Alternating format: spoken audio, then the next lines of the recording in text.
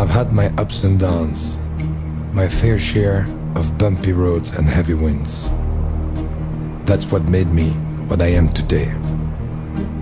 Now I stand here before you. What you see is a body crafted to perfection, a pair of legs engineered to defy the laws of physics, and a mindset to master the most epic